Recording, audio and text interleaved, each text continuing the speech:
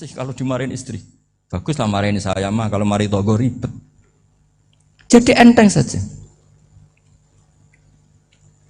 Tapi kita sekarang itu karena nafsu ya, sehingga menghadapi hidup ini ribet. Ulama dulu kalau mau mati itu senangnya bukan main. Sudah lama saya ini ingin gak maksiat. Kayaknya gak maksiat paling efektif itu mati. Ya tidak apa-apa Gusti, kalau sebaiknya mati ya mati aja. Enteng saja. Jadi melihat kematian itu akhir dari segala keburukan atau potensi keburukan. Apapun baik kita sekarang, suatu saat mungkin kita gak baik. Yang bisa menghentikan ketidakbaikan atau potensi ketidakbaikan itu apa coba? Mati kan? Berarti mati itu mengerikan apa menyenangkan? Mesti kamu tidak berani menjawab. Meskipun secara ilmu kamu berani, tapi secara rasa agak berani kan? Saya ulang lagi ya, yang bisa menghentikan keburukan atau potensi keburukan itu apa coba? Apa? Kematian. Berarti kematian itu menyenangkan atau menyusahkan? Apapun kamu tidak berani jawab karena kamu agak-agak duniawi itu kelihatannya. Tapi secara ilmu kamu tahu kan kalau mati itu tidak buruk-buruk banget. Karena apa? Itu akhir dari segala keburukan. Sehingga Nabi ngajarkan kalimat itu begitu luar biasa. Allahumma ahyini maka natil hayatu khairan li wa tawaffani maka natil wafatu khairan li. Nabi melihat dunia itu begitu indah. Ya Allah, kalau saya ini hidup, anggap saja hidup ini ziyadatan li fi kulli khairin, menjadi modal saya menambah segala kebaikan. Jika suatu saat saya mati, anggap mawon rohatan li min kulli syarrin, itu akhir dari segala keburukan saya. Sehingga mati hidup ya baik, karena di situ kita bisa berkontribusi, beramal soleh. Mati juga baik kan, karena mengakhiri segala keburukan.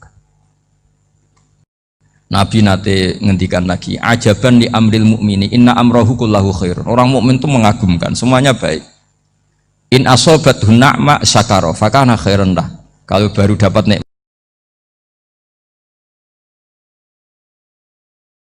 nikmat dia syukur, maka itu baik. Wa in asobatu dharra sabara. Kalau dapat masalah mereka sabar, itu juga baik. Sehingga orang mukmin dua sisinya pasti baik. Itu juga kalimat, maksudnya moto atau pegangan hidup. Nah berikut ini saya beri contoh, ini kenangan saya, ini contoh terakhir. Masalah jadi orang terkenal maupun tidak. Di sini dicontohkan Imam Ghazali di halaman 367 di kitab saya 367, juznya 3 di kitab Ihya Ulumuddin. Di sini beliau cerita betapa untuk menjaga ikhlas sebaiknya orang itu tidak terkenal, tidak syuhrah, tidak terkenal. Oke, itu kita sepakat ya, karena kalau terkenal mungkin orang dipaksa publik dengan tanda kutip untuk selalu berbuat baik, tapi karena jaim lah, jaga image atau apa. Tapi ketika dibalik pertanyaannya, kamu rela yang terkenal itu orang nggak benar, sementara yang orang benar itu nggak terkenal. Lalu masyarakat taunya yang tidak benar. Kalau pertanyaannya dibalik gitu, orang baik wajib terkenal enggak? Kalau pertanyaannya dibalik seperti itu. Dokter yang benar tidak terkenal, yang malpraktek terkenal. Kamu ingin kondisi seperti itu? Gak ingin kan? Kampus yang bagus gak terkenal, kampus yang bagus gak terkenal, yang gak bagus. Nah, artinya apa? Gara-gara olah kata, olah pikiran, ini logika jadi rubah. Lagi-lagi apa? Jawaban itu ada di kata-kata sebetulnya. Makanya bab-bab seperti ini tidak usahlah kita berdebat, berpolemik. Sebaiknya orang itu humul, menutup diri, apa sebaiknya orang terkenal, itu nggak perlu seperti itu. Sudah terserah Tuhan saja. Makanya saya mulai dulu ngaji sampai sekarang itu ya tidak punya punya ikon tertentu atau punya website tertentu, enggak. Sudah terserah pangeran. Sudah, saya juga tidak sok suci materialistik atau enggak, ya tidak mikir saya. Bukan apa-apa ya, karena saya ini kiai, jadi biasa urusannya sama Allah, tidak sama makhluk. Jadi pusing kalau sama sarah-sarahnya makhluk itu pusing. Meskipun rektor kalau nasihati saya pasti tidak saya terima, itu tetap makhluk, itu sudah ada ngefek kalau saya itu sudah ada itu. Bukan karena saya sombong, ya memang makhluk betul gitu, bukan. Cuma nasibnya bejo aja, tapi makhluk tetap makhluk. Saya beri contoh ya. Ini makalah yang ditulis Imam Ghazali. Ya. I'lam aslahaka Allah anna aslal jah wa intisarus sayyid atau sayyidi wal istihar wa huwa mazmum itu. Balil mahmudu al khumulu illa man saharahu wa ta'ala linasri dini min ghairi takallufi talabi syuhrati minhu. Jadi kalau kamu ingin ibadah kamu selamat ya kamu jangan terkenal. Tapi resikonya adalah kalau kebaikan itu tidak terkenal maka gak dikenali. Kalau gak dikenali berarti masyarakat hanya punya percontohan yang tidak baik karena yang baik tidak terkenal. Jadi itulah ulama-ulama dulu. Jadi apa-apa itu dibanding-bandingkan. Kemudian nanti kelihatan jawabannya itu kelihatan. Jadi ulama dulu itu biasa ngarang misalnya afatun nikah, sisi negatifnya nikah. Harus ngurmat istri, harus macam-macam, kalau terlantar itu ya dosa. Seperti tadi Pak Marsudi cerita, kalau orang ngapalkan Quran itu takut lupa, kalau lupa itu jadi dosa.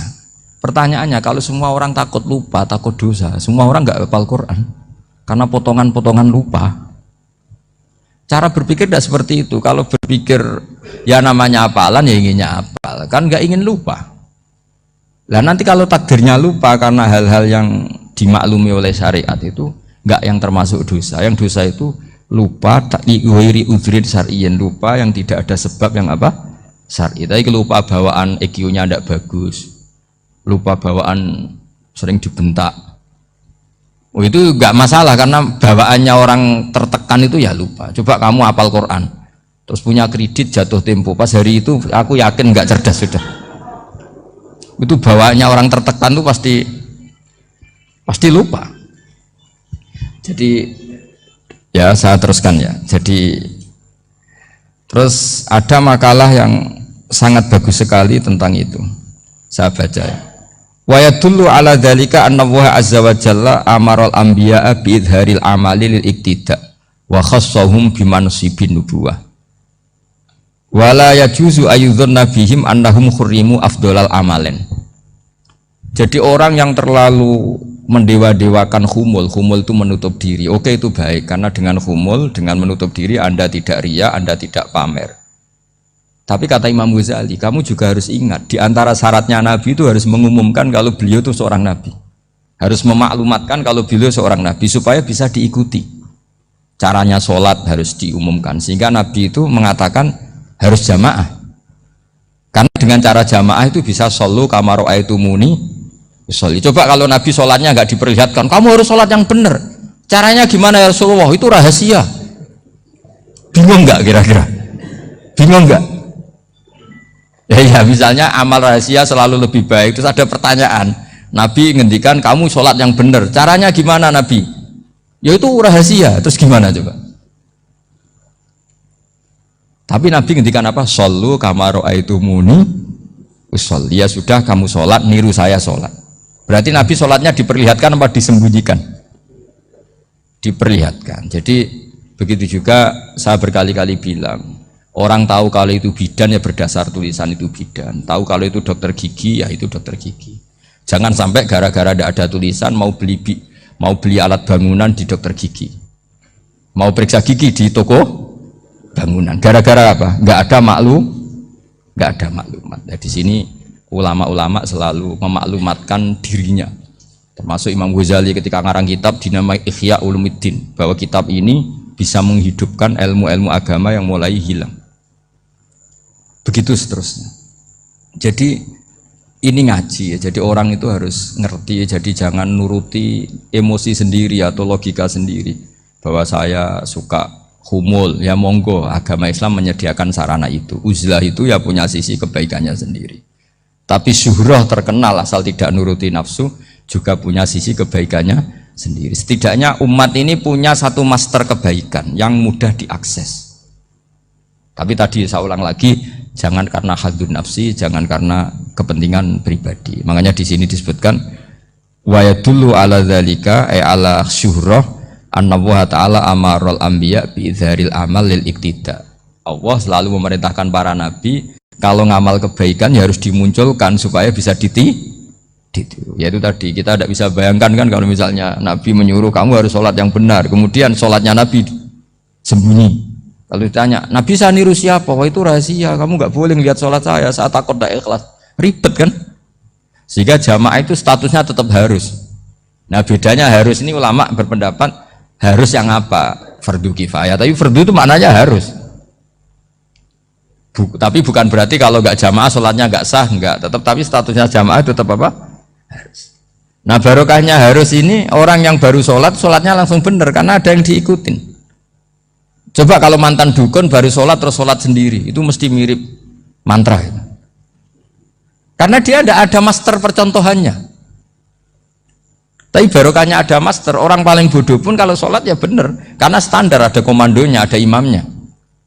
Sehingga Imam Ahmad malah berpikir keras, syarat sahnya sholat itu harus jamaah. Cara pikirannya Imam Ahmad keras sekali beliau. Sehingga kalau orang sholat sendiri kok ada orang lain yang maunya berjamaah harus bayar, orang itu harus bayar demi sahnya sholat. Itu madzhabnya Imam Ahmad. Tapi kalau madzhab Syafi'i hanya mengatakan itu fardu kifayah, yang kalau satu komunitas gak mau melakukan semuanya apa? Dosa. Ya jadi ini sebelum sesi ringan tanya jawab, hanya 2 saja tanyanya, nggak boleh banyak-banyak, nanti nggak pulang-pulang saya. Jadi tak baca lagi biar dapat berkahnya Imam Ghazali. Wa qala qaumun asirru afdalu minal alaniyati. Terus kata sebagian ulama al alaniyah itu afdal minas sirri. Terus diperbandingkan baik yang mana amal dipertontonkan sama ndak. Terus kata Imam Ghazali, kalau orang itu bisa jaga tidak riya, maka sebaiknya dipertontonkan karena kebaikan harus yang muncul, bukan yang tidak baik yang muncul. Makanya ketika Unisula memaklumatkan diri sebagai ingin jadi generasi khairah ummah, itu kalau diterjemah itu kan wow, khairah ummah, ummah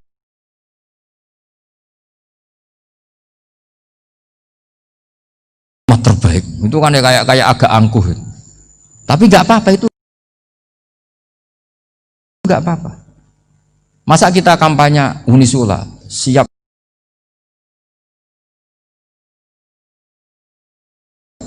degradasi moral, kan ya lucu kan? Masa jualan gitu kan ya lucu. Ya sudah, kita memang ingin mengkhidmati ummah, berbakti dengan umat, membantu supaya jadi generasi khairan apa? Ummah. Tidak apa-apa, dimaklumatkan supaya dengan itu umat punya sarana. Oh kalau ingin jadi khairan ummah, kuliah di sini. Jangan lalu enggak gitu. Ya sama, kita dokter, maklumatkan saja, dokter gigi, dokter kandungan, dokter bedah. Sehingga orang kalau mau bedah ya jangan ke dokter kandungan. Jadi barokahnya maklumat ya. Jadi saya mohon sekali ini, saya sendiri sebetulnya orang yang nggak siap terkenal sebetulnya, tapi ya sudah terserah Allah saja. Kalau itu cara Allah menyebar kebaikan, ya monggo. Pokoknya kita tawakal saja sama Allah Subhanahu wa Ta'ala. Ya, saya kira demikian. Assalamualaikum warahmatullahi wabarakatuh.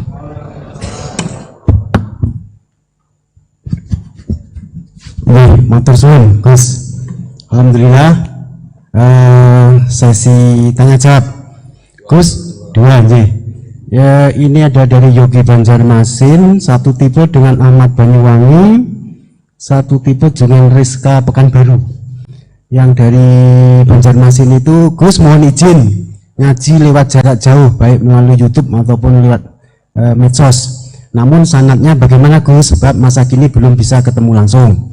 Terus Rizka Pekanbaru ini trik mendidik akidah anak sejak dini, pripun. Terus Ahmad Banyuwangi ini bagaimana kaum milenial, ini karena setipe Gus, generasi XZ yang lahir tahun 2000-an, bagaimana membuat menarik belajar tasawuf bagi generasi anak-anak. Namun niku. Tapi setunggal tipe nih tasawuf. Bagaimana belajar tasawuf untuk generasi-generasi yang cik nom-nom. Terus satu itu tipe dengan mendidik anak. Kemudian yang nomor 2 mohon izin ngaji jarak jauh. Sanadnya pripun karena belum bisa ketemu. Begini ya, saya mungkin yang kesekian kali ya punya tamu dari Kalimantan, dari Sulawesi. Memang kalau sebagian mereka pernah mondok itu tersiksa karena ngaji saya hanya lewat virtual atau lewat medsos. Kebaikan itu pasti sudah benar. Jadi dengan ketemu langsung maupun enggak itu secara sanad itu sudah cukup. Cuma ada beberapa kebenaran yang butuh jelimet, butuh tahqiq, itu yang harus ketemu langsung. Tapi kalau yang kebenaran-kebenaran umum itu tidak perlu, karena kebenaran itu bahasa lainnya itu al-ma'ruf, sesuatu yang mudah dikenali oleh akal, oleh nurani, oleh komunitas, oleh sistem sosial. Sementara mungkar itu sesuatu yang aneh. Andai kan tidak ada agama pun, orang akan bilang selingkuh itu mungkar. Andai kan tidak ada agama pun, sesuatu milik siapa harus jelas. Sehingga diaturlah, ini istrinya ini istrinya ini barangnya ini. Yang paling berhak make apa? Ya yang punya kan? Makanya nikah itu disebut ma'ruf. Yang boleh make ya yang punya. Misalnya yang boleh make mobil itu ya yang punya atau yang dapat izin. Itu disebut ma'ruf. Lalu yang nggak punya kok make? Itu namanya mungkar. Ya aneh, nggak punya kok make tanpa izin. Sehingga kebaikan-kebaikan seperti ini nggak butuh sanad karena semua orang pasti kenal. Makanya disebut kebaikan itu al-ma'ruf, kemungkaran disebut mungkar. Jadi ma'ruf maknanya arafahul aklu, akal ini mudah menerima. Mungkar maknanya angkarohul aklu, akal ini menjadi aneh. Kan nggak mungkin lah orang yang waras mau ini ada minuman, kalau kamu minum hilang kesadaran, minuman ini halal, itu aneh nggak? Aneh kan? Tapi kalau kebalikannya, ini minuman manfaat untuk stamina, manfaat untuk kesehatan, maka ini halal. Nah agama itu datang dengan sesuatu yang ma'ruf dan menolak sesuatu yang mungkar. Nah kebaikan-kebaikan seperti ini itu Pak Rektor gak perlu sanad karena itu sudah lazim, sudah keniscayaan. Lalu ada kebenaran yang butuh detail. Misalnya begini, wali nikah itu siapa? Wali nikah itu adalah bapaknya dan mbahnya misalnya. Nah kalimat dan mbahnya ini salah kalau dalam fikih Islam. Karena mbah dalam bahasa Jawa itu bisa mbah dari ibu. Sementara dalam otoritas Islam nggak memberikan hak ke mbah dari ibu. Seperti ini nggak boleh. Terus misalnya orang Kalimantan nikahkan putrinya dinikahkan oleh mbah dari ibunya hanya karena berdasar fatwa. Oh kemarin Gus Bah atau Kiai siapa dawuh wali itu kalau nggak bapak ya mbah, wong ini mbahnya. Nah itu butuh detail. Yang dimaksud mbah di bab wali adalah abul ab, bapaknya bapak, bukan sekedar mbah. Nah hal-hal seperti itu mohon sekali untuk tidak kesusu atau tidak tergesa ngambil kesimpulan karena itu butuh fikih yang apa? Detail. Ya butuh fikih yang apa? Detail. Padahal istilahnya sama, wali itu bapak dan mbah. Sehingga dalam kitab-kitab matan misalnya kalau ada fa'ahakul auliya bitazwid abun summa jaddun itu pasti sama sarah dikritik. Al-aula ayyakula abul ab, seharusnya jangan dikatakan mbah karena kalau mbah memasukkan dari ibu. Yang benar adalah abun fa'abul ab, bapaknya bapak. Nah, jadi kira-kira gitu Pak Rektor. Gantian jenengan yang menjelaskan ini. Yang nomor 2, Kabupaten Bandung itu kalian bagaimana mendidik ini akidah dan tasawuf bagi generasi-generasi milenial ini. Ya kayak tadi, tasawuf maupun tauhid maupun ilmu moral apapun itu mudah sekali dididik. Ciri utama agama ini itu ad-dinu yusrun, agama itu mudah. Mudah itu artinya ya nurani nerima ya gampang, akal ya gampang, komunitas ya nerima gampang. Kayak tadi penjelasan saya tentang Tuhan. Ada orang miskin dari Indonesia, misalnya kuliah di Amerika. Dia mulai kecil tahu yang seharusnya jadi Tuhan itu siapa. Ya yang menciptakan langit bumi, sebaiknya yang jadi Tuhan itu siapa? Ya yang wujudnya paling awal. Kemudian dikasih alternatif Tuhan yang wujudnya ada tanggalnya. Keren nggak misalnya? Kan terus nggak keren. Tuhan sama buminya kok dulu buminya, kayaknya kok enggak lah kayak gitu. Artinya barokahnya logika yang sehat ini kan ya setahu saya hampir jarang kan yang murtad masalah tauhid itu. Kalau moral banyak yang agak nakal, tapi secara tauhid jarang yang murtad karena tanaman logika tauhid itu mantap di Indonesia. Mulai kecil kan diajarin wujud, qidam, baqa, mukhalafatul lihawadisi, qiyamuhu fi nafsi. Sama, moral juga gitu. Jong jogeman misoi wong, kan adi misoi sakit enggak? Jangan pernah mencubit orang, dicubit itu sakit. Jadi orang diberi rasa, enggak enak loh disakitin orang, dijotosin orang, ya sudah jangan jotosin orang, enggak enak. Sehingga Apa ya, kalau kamu ingin sopan ya disopani harus sopan, kalau ingin dihormati harus menghormati orang lain, sehingga itu tertanam.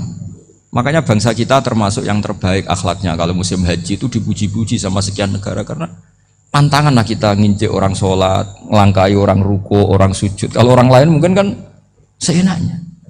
Iya, karena mulai kecil itu dilatih tidak boleh ngelangkai orang, tidak boleh. Jadi akhlak itu ya diajarkan mulai kecil plus logikanya. Logika itu ya apa saja lah, yang penting menjadi anak kecil itu paham. Dan itu mudah, saya ulang lagi mudah, karena agama ini ad-dinu yusrun, agama ini mudah, jadi mudah difahami. Nggak bisa kamu katakan misalnya tasawuf. Tasawuf itu ya gampang kayak tadi, seperti Bapak kalau ngendikan. Makanan yang membuat enak itu karena menunya yang mewah kamu cocok atau karena kamu lapar. Lama-lama orang kan berpikir, ya setiap puasa itu kok tempe enak, tahu enak, tapi kalau sudah buka, sudah kenyang, apa saja semuanya menjadi tidak enak. Padahal kualitas menunya masih enak, tapi gara-gara kenyang menjadi tidak enak. Berarti penyebab enak itu lapar apa menu? Lapar. Jadi apa ya, kearifan-kearifan ini loh yang menjadikan luar biasa. Makanya tadi ada kalimat yang benar, wa ja'alaha kalimatam baqiyatan fi aqibih. Jadi Ibrahim adalah nabi yang sukses menanamkan filosofi kebenaran ke anak cucunya. Dah, yang terakhir. Dah. Terakhir,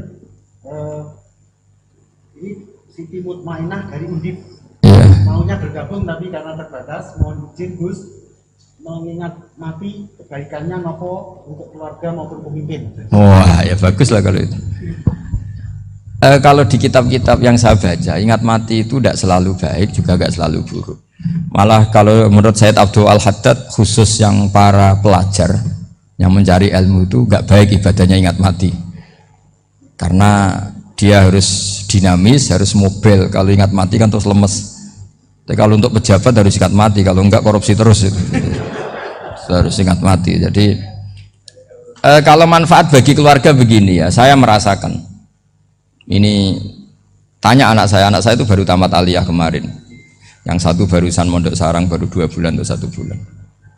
Itu saya kalau bilang ke anak-anak gini, kamu ketemu saya itu harus spesial, bisa saja bapak besok itu meninggal. Jadi semua hari itu spesial, karena jangan-jangan ini kenangan terakhir. Nabi itu kalau ngajari orang supaya sholat khusyuk, sholli ka'annaha sholatu muwaddi'in, kamu sholat seakan-akan itu sholat terakhir kamu. Wah, itu mesti serius. Kamu ketemu istri seakan-akan terakhir pertemuan, kayak mau pergi ke New Zealand atau ke Amerika aja, malam itu spesial karena besok istri saya pergi. Bayangkan kalau itu terakhir mau mati, sampai ngamuk serasido lah kan gitu. Jadi hikmah ingat mati itu makanya Nabi diantara riwayat ya, meskipun riwayat ini diperdebatkan, tapi jelas ini satu petua yang baik. Wa'mal li akhiratika ka'annaka tamutuhud, dan kamu beramal untuk akhiratmu seakan-akan besok itu mati. Maka sholat kita akan spesial, hidup kita akan spesial, karena kenangan kita terbaik ya sekarang, besok sudah mati. Sehingga anak-anak saya itu sama saya itu senang sekali. Saya juga sama anak-anak senang, karena kesempatan ini tidak selalu ada. Jadi nah, tapi ada kalimat untuknya, wa'mal di dunya ka'ima kata isu abadan, untuk duniawi kamu seakan-akan hidup selamanya. Itu maksudnya itu rileks saja. Misalnya hari ini urusan nggak selesai, besok masih ada hidup, nggak selesai besok masih hidup, sehingga rileks.